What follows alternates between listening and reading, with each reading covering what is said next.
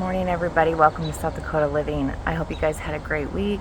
It is Tomato Tuesday, so I had a lot going on in the garden since the last Tuesday. The tomatoes are taking off. I have 10 varieties to taste with you guys today, so we're going to get started right away. The first one is Peg of My Heart. Now, this one's really cool. I was really excited to grow this one. I'm going to read off what I know about it. In 1970, a ninth grader gave some seeds to Peg Davis from her grandparents' family tomato. This tomato was formally recognized Seed Savers Exchange, and they did a really neat documentary on Peg Davis on PBS. So I'll see if I can link that in the description and you guys can watch it. It's really worth the watch. I loved it. You get to know the breeder. Tomato is just really exciting to me. It's pink beefsteak, and I've got a lot more that are bigger than this, but we're gonna try that one right away. It is a little after 7 a.m. here in Zone 4. I don't know if I introduced myself, but if there's anybody new here, my name is Jenny. I garden up in Zone 4 here in South Dakota, Zone 4B. Here we go.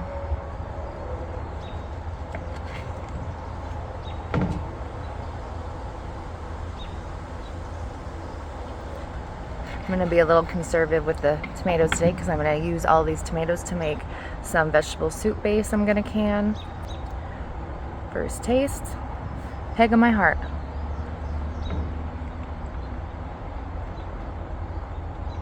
Ooh. It's sweet, it's tangy, it's savory. It's right up there with one of my favorites, which is Cherokee Purple. That one's really good. Taste it again. My breakfast is tomatoes lately.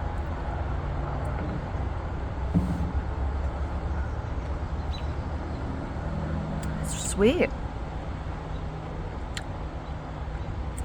It's just perfectly balanced for me. Sweet. There's some acidity, not much. Kind of buttery inside, just smooth. So, Peg of My Heart, you guys got to give that one a try. Seed Savers Exchange has it. Next one is this pretty tomato called Beefy Red. It's part of the Cream of the Crop series. What do I have on this one? Red fruits with yellow stripes.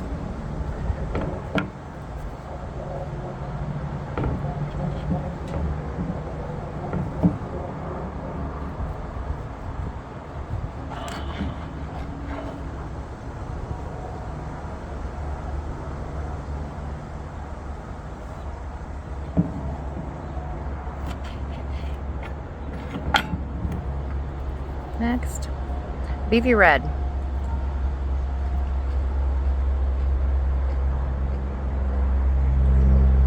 Ooh, that's even sweeter than Peg of My Heart.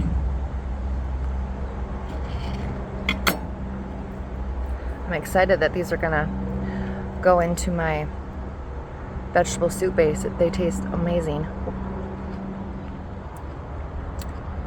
That's a sweet, classic tomato. A little bit thicker skin, but seeing how I'm going to be blanching them and taking the skin off, it's going to be perfect. Okay, this one is called Earl, and this one has a really cool story. It's a rare, historic heirloom collected in World War II by the Earl of Sartain of Danielsville, Georgia.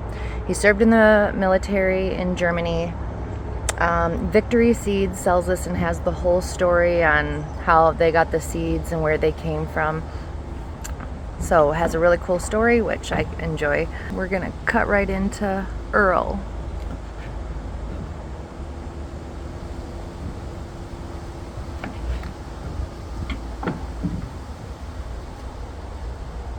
Juicy. try Earl.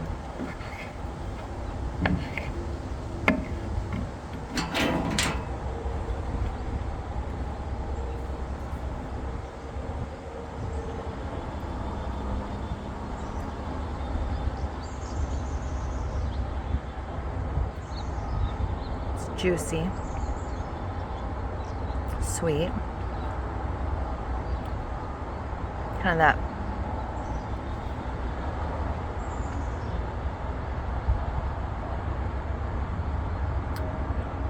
it's watery. I'm getting like hints of like a fruity note, but then it finishes off with a tang. Perfect tomato sandwich, right? Imagine that with some bacon and mayo on toast. Yum. Boy, that's 3 in a row. 3 in a row. That was amazing.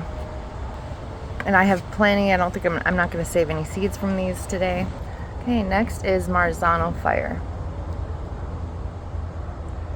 These bred by Fred Hempel, which I believe is no longer with us, of Artisan Seeds. They are an elongated plum, meaty seeds.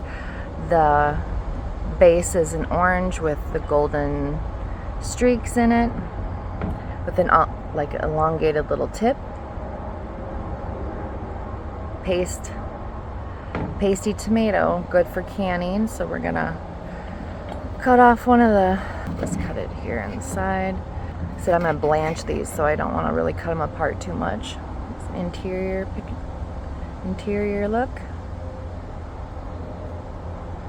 Looks like they're juicy, not too dry. All right, Marzano Fire. Thicker skin. They don't have much flavor. They're not like the other ones. I'm almost getting kind of a bland, bitter taste. Yeah. I'm not getting sweets. I'm not getting tangy. Just a good paste tomato, I suppose. You know, a little bit drier, not so much water content, but even though they're nice and juicy. So we'll add that. Sorry to get that out of the way. Not my favorite so far, but they are pretty. Maybe the other ones will get sweeter as the time goes on, but they'll just be added to the soup base. This big guy is Cherokee Purple, and this has been my all-time favorite. This is what started the whole loving tomatoes. I always grew tomatoes for preserving and canning purposes. I would go to my local greenhouse and I would just get tomato starts, whatever's kind of just recommended, whatever they grew. And one year I thought, oh, let's just try some seeds, and I got Cherokee Purple, Dr. Witchy's, and Hungarian Heart. Those were the 3 tomatoes I just wanted to try to grow from seed by myself, and I love them all. But this was a tomato where I tasted it and I could eat it on its own. I didn't really love fresh tomatoes up until then. I loved them in everything, you know, ketchup and salsas and spaghetti sauce, but just to sit there and eat a tomato, I never really did that. But when I tried my first Cherokee Purple, it was so good that I could just sit there, and then I was eating tomato sandwiches, and I thought, man, these are so good. I have to grow them again and again. And so it's my gateway tomato. And these seeds I got from Old South Seeds this year, and the title was like Cherokee Purple OG because Craig LaHoulier gave some younger, more fresh seeds, just because there's some talk that maybe over the years of growing it and sharing seeds that maybe the strain has gotten a little diluted.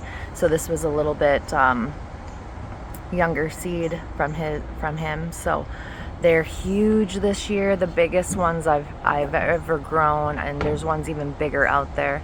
So this is a Dusky Rose Purple, rich, sweet, should have a smoky flavor. It's just the best one in my book. Let's make sure it still takes number one.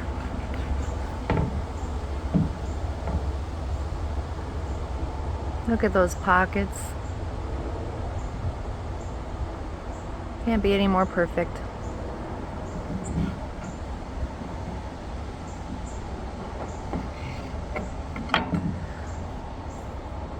Here we go.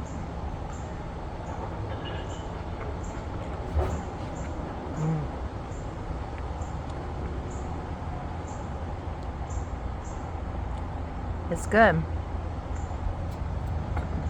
But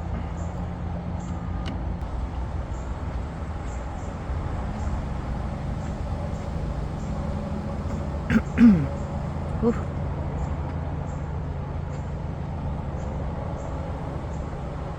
I'm trying to taste all the red ones one more time.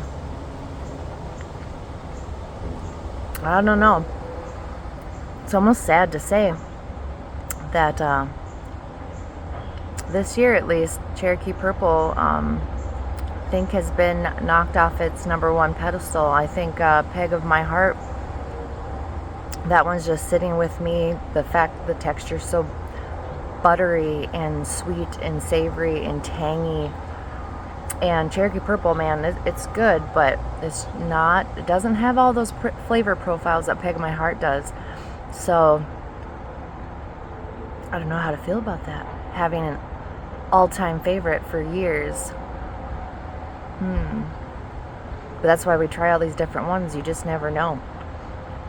Man, Peg of My Heart is good. Okay, next. All right, next one is called Isle of Capri. I wanted to show you the difference. This is just pretty much round, but the ones that should be more true to type are these ones where they're a little square and more blocky, or kind of like this plumbed shape look.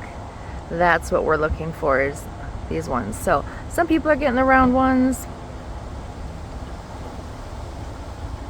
but I have two plants. This is on one plant, the more round ones, and this is what the other one looks like, just full of these. So I'll be saving seeds from those. And this, they even said, you know, kind of square and blocky, so this one would even fit that. But I'm gonna taste this one. Isle of Capri is supposed to be a dense, meaty, pear square beefsteak brought by Italian fishermen who carried seeds from the Isle of Capri on the coast of Sorrento. It's rare, so we're going to try Isle of Capri. Take off a little bit more there.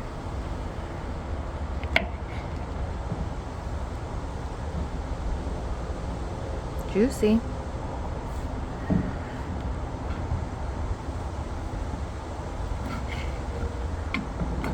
Alright.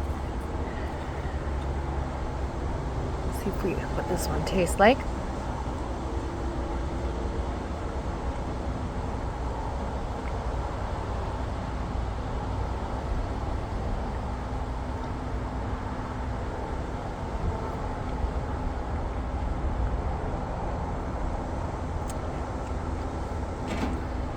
It's okay.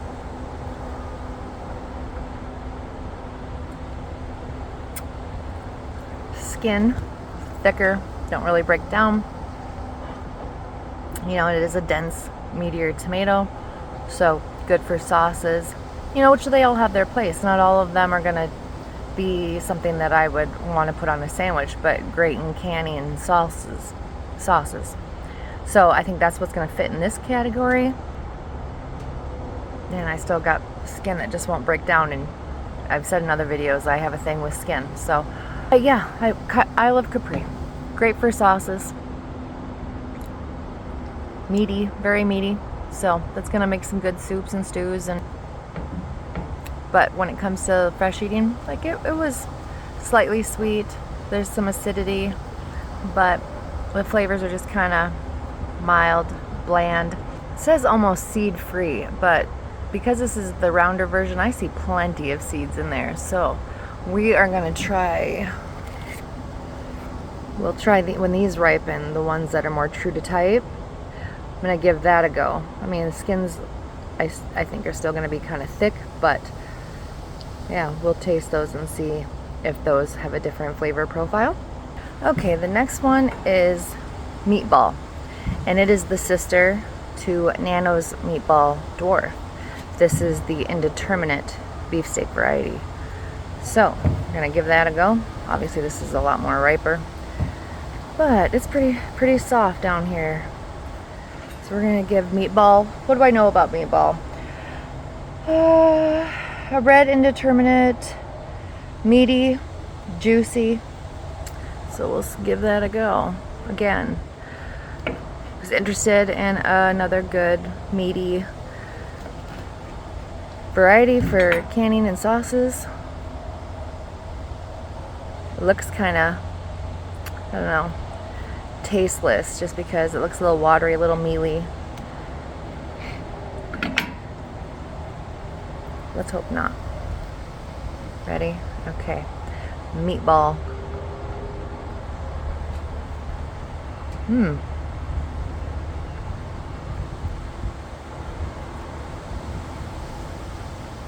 That's sweet.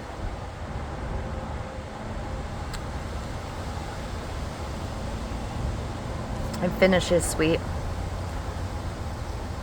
Mild. Kind of that old-timey flavor. Yeah, good solid paste. This one's really good.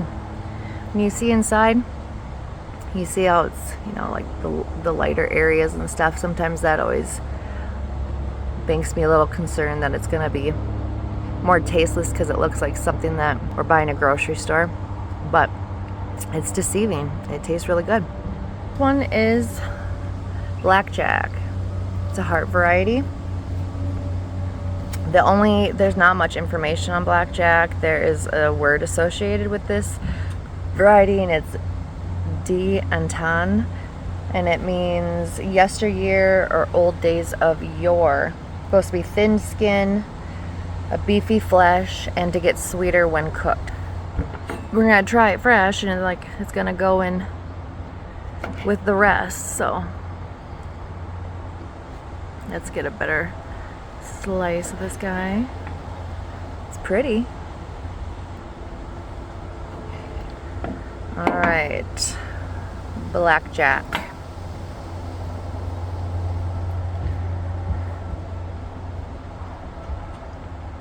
Ooh. It's got a strong flavor right away. Sweet.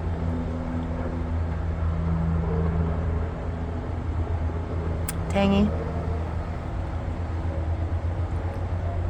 Kind of watery. A little bit. But right away I got a nice punch of flavor. And then it just kind of mild and tangy. Not the best, but I'm interested in, you know, I do believe once it's cooked it's going to be even sweeter because it just kind of has that flavor to it. Like I can tell it's going to make a great sauce. So Blackjack, got those seeds from Secret Seed Cartel. This one, Sparkling Purple Light, bred by Sofia Sakova of Russia. It's got an elongated nose on it. Getting into that, let's cut that little nose right off.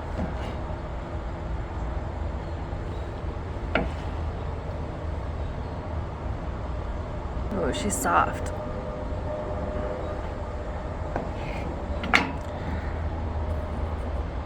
Sparkling Purple Light by Sofia Sakova.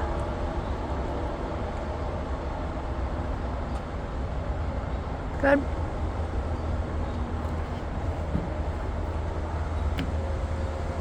Let's try that again. So slippery. It's sweet. You get that classic tomato taste. Without the salt added to it, it would be just kind of, it's a tomato. The salt kind of brings out some savoriness to it, which again, when you're adding it to a recipe that has seasonings and stuff to it, it would be great in sauces, but it wasn't bad. It just wasn't out of all the ones I've tried. It's okay. It's not my favorite. But Sophia Sakova, she's onto something. She is making some beautiful varieties out there. And we're going to go into another one of hers. By far the most stunning one I have today.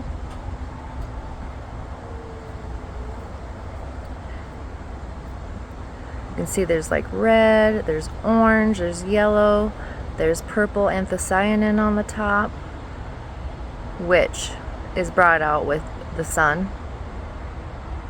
What do we know about Strawberry Sergeant? Heart-shaped raspberry pink fruits with antho. Should have like a melting texture is the description. All right, here we go. Ooh.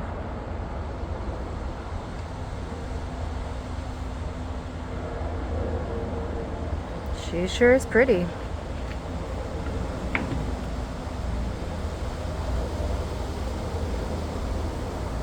Sorry, the sun is just coming up and kind of in my face. You can see that red in the middle there, red veining. Please be good. All right.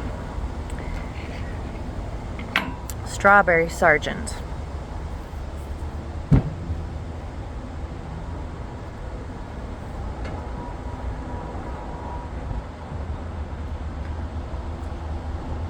That one's fruity. I mean, juicy, I should say. Sweet.